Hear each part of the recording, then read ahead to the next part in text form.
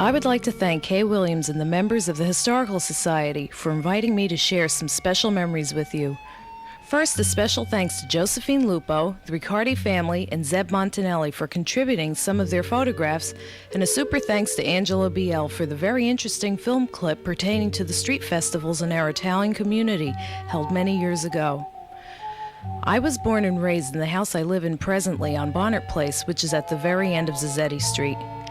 Zazzetti Street was named in memory of an immigrant, Guglielmo Zazzetti, who gave his life in the line of duty during World War I. Most of my generation's parents are no longer with us, but they left behind memories, traditions, and ethnic roots. We are the second generation. Our parents migrated from different provinces of Italy at a very young age. Some came to America at the turn of the century, while many came during the first quarter of the century. Most of them came from small towns surrounding Rome, Naples, Sicily, and Calabria. Zazzetti Street was Waldwick's own Little Italy because of the fact that every house on the street was occupied by Italian immigrants and their young families. Some of my generation's fathers worked in gangs on the Erie Railroad, while some commuted to the Erie's terminal in Jersey City, where they worked in roundhouses. Here the coal-burning locomotives were maintained and turned around to head north again. Then there were some fathers who worked at Dalebrook, better known as the Bleachery, in Hohokus, where the process of bleaching and softening fabrics such as muslin was done. Others were employed by the silk mills in Patterson known as Silk City. During the 1920s and early 30s, Waldwick had its own silk mill, the Caterman and Mitchell Silk Company, located on the corner of West Prospect Street and Wanamaker Avenue. There were many fathers who were carpenters, construction workers, landscape gardeners, bricklayers, and stonemasons. Most of these occupations they learned in their homeland. My great-uncle Bartolomeo della Cenere, better known as Jimmy the Mason, was an excellent stonemason. Some of his efforts can be seen in the area. For example, the St. Elizabeth Church on Fairmount Road in Upper Ridgewood, the stone walls along Franklin Turnpike in Ramsey and Hohokus, and also the Ramsey Country Clubhouse in Ramsey. After working a very long 10 to 12-hour day, most of our fathers spent much of their time in their huge gardens where they raised tomatoes and vegetables and even fruit trees. No need to remind you that almost everyone had to have a fig tree. In the backyard, many had a pergola. What is a pergola, you're asking? It was a structure built by hand consisting of strips of wood crossed to form spaced openings, similar to lattice work, where grapevines would cling to and climb, covering the whole structure. It was customary to have a table and some benches within where many family gatherings and parties were held. The tomato, as I recall, had a priority over other fruits and vegetables. Late in August of each year, our mothers would be busy packing the ripened tomatoes. This was a family affair. Everybody, including children, lent a hand. Our fathers kept the fires in their handmade fireplaces burning, where large galvanized tubs filled with simmering water and the tomato-packed mason jars were placed in order to form a vacuum within each jar. Most of our homes had a cool wine cellar, apart from the regular basement, where barrels of the wine were stored. A space was reserved especially for the preserved tomatoes, which were to be used in the months ahead for our tomato sauces for spaghetti, homemade ravioli, lasagna, pasta e fagioli, etc. Most of our mothers made their own pastas, gnocchi, tagliatelle, fettuccine. They also baked their own bread. Most of our mothers were handy with the needle and thread. Some worked for Vogue Needlecraft Company. Vogue replaced Caterman and Mitchell, and shortly before World War II, Medox Weaving Company replaced Vogue Needlecraft. Medox Weaving offered many positions to my generation, who by this time were of age to work. There was a mix of our parents and their children working together for Medox. During World War II, they started weaving fabrics for parachutes and soldiers' neckties. Backing up now where I pointed out that some of our mothers were handy with a needle and thread, the majority owned a treadled sewing machine, and those who did would work wonders with remnants and empty flour sacks. They made pillowcases, dish towels, petticoats, and then they would edge these with crochet and decorate these with embroidery, an art they were taught by the Catholic nuns in Italy. Most families had a chicken coop and a hatchery, along with a rooster or two. The neighborhood would awaken every morning with the cock's crow, a sound that cannot be erased from our memories. Then in the fall of the year, our fathers would be faced with another task, winemaking. This was an art in itself, carefully thought out with lots of work involved, but well worth it. There would be the usual taste tests to see who would make the best wine in the neighborhood. My father gave up winemaking after his first try at it. His wine turned to vinegar. It wasn't wasted, though. Our friends and neighbors had the best wine vinegar for what seemed to be forever. After the grapes were crushed, they would take the wooden grape crates, stack them up neatly, pull out and straighten all the nails and save them for use on any upcoming projects. The wood from the crates kept our homes warm for a few chilly fall nights ahead, since we had coal-burning furnaces at the time. Nowadays, you might see these grape crates along the curbside to be collected by the garbage collector. Some of our fathers longed for the religious festivals they grew up with in their native hometowns in Italy. In 1922, a committee was put together. With a lot of patience and hard work, they planned the first festival in honor of La Madonna Maria dell'Assunta. For those who had a problem pronouncing her name, the letters MSA were substituted, or we would say Our Lady of Assumption. Assumption per se is a doctrine of the Roman Catholic Church, a belief on the part of those who accepted the fact that the body of the soul of the Virgin Mary were taken to heaven by the angels to be with Christ. Assumption Day falls on August 15th. It is a church feast day celebrated in Roman Catholic churches. This day is a holy holiday throughout Italy, and this day is the start of vacation time, similar to our 4th of July week. Before any festivals commenced, a solemn mass is celebrated in all churches commemorating her bodily ascent to heaven. The first festival was held in August 1922.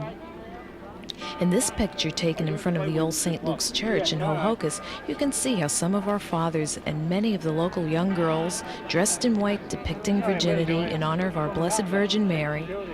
To the right of the picture, you can see a banner bearing the image of the Blessed Virgin Mary. A Mass was celebrated at St. Luke's, followed by a procession up Franklin Turnpike, left onto West Prospect Street, across the railroad tracks, and right onto Zazzetti Street, ending at the end of the street, what was later to be called Marconi Hall. A handful of our fathers erected a wooden chapel covered with fabric and decorated with flowers made of crepe paper by our mothers. The banner was set into the chapel. Fresh flowers donated by devotees surrounded the platform of the chapel. Along each side of the banner, yards of satin streamers would hang. On these streamers, the devoted would pin dollar bills or whatever else they could afford. As the years passed, the festival became very popular. By the mid-30s, our mothers formed their own organization, the Society of Maria dell'Assunta. Soon after, their young daughters organized a similar organization.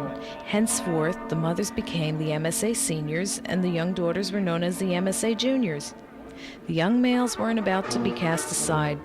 In due time, a marching band was organized. The band was directed, and each member of the band was taught by Professor Gaetano Dittamo. Our mothers decided they should all be dressed in uniform. The juniors followed suit. Our mothers wore light blue dresses trimmed with white, and they all wore white hats and blue satin sashes with a medal of the Blessed Virgin attached. The marching band was outstanding in both performance and appearance. Dressed in navy suits with brass buttons and caps trimmed in gold braid, the bass drum boasted who they were, the MSA Band of Waldwick, New Jersey. With each passing year, the festival grew in size and popularity. The processions were extended further throughout the neighborhood streets. Organizations from nearby Patterson and Passaic were invited to march in our processions. We, in turn, would be invited to march in their processions. The banner bearing the image of the Blessed Virgin, flanked by the American and Italian flags, led the processions, followed by a team of white horses owned by a committee member, Antonio Biangardi of Wanamaker Avenue. His grandchildren dressed as angels and were mounted on each horse. The angels were Nancy Biangardi and her cousin, our own police chief, Dan Lupo. They were followed by the festival committee, the marching band, the juniors, the seniors, and all the members. As the procession marched through the neighborhood streets, it would make many stops along the way, in front of the homes of the individuals who would pin $1 or $2 on one of the many streamers hanging from the sides of the banner. The procession would last for several hours, and then it would return to Zazzetti Street. The banner would be placed in the flower-bedecked chapel to remain there for the rest of the afternoon and evening. At this point, Zazzetti Street and Bonner Place would be blocked off to traffic.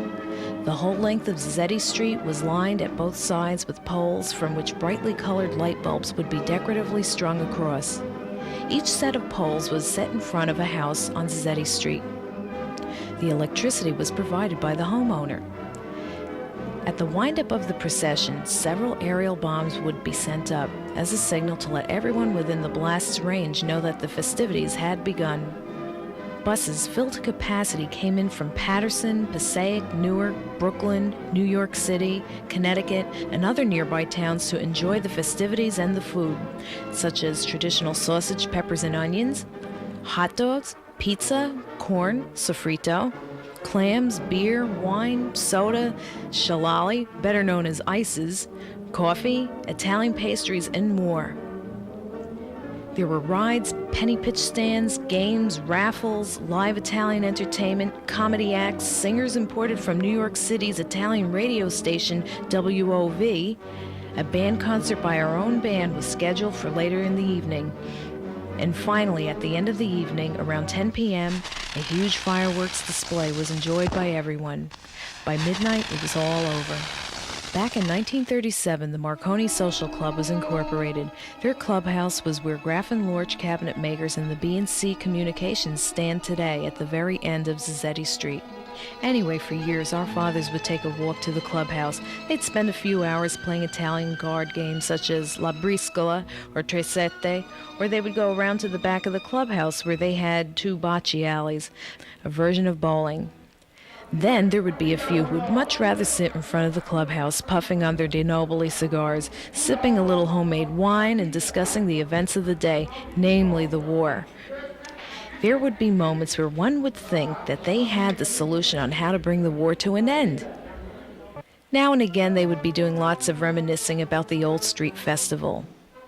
When the war was finally over, all that reminiscing didn't go to waste. In due time, plans were underway for another try at the festivals. In 1945, the Second Street Festival was organized. Although it became a reality, it was on a much smaller scale. It was celebrated on the first weekend in September in honor of Our Lady of Mount Virgin. Since the MSA organizations, including the marching band, had been disbanded, they hired a marching band out of Paterson. By this time, some of our fathers had become grandfathers, and their granddaughters marched in the processions, including some of our die-hard mothers and invited guests. In spite of the fact that some of the pomposity of the old street festival was missing, the spirit was still alive to those who refused to abandon the idea of having another street festival. In all, the festival gained momentum and popularity with each passing year. The last festival was celebrated in September of 1960. By this time, the Marconi Social Club was also disbanded, and the clubhouse was sold to Moldex Corporation and eventually to Graff and Lorch. Though the festival came to a halt, the Italians of Waldwick marched on to organizations such as the Police and Fire Department, the Ambulance Corps, the VFW, the Lions Club, and the American Legion.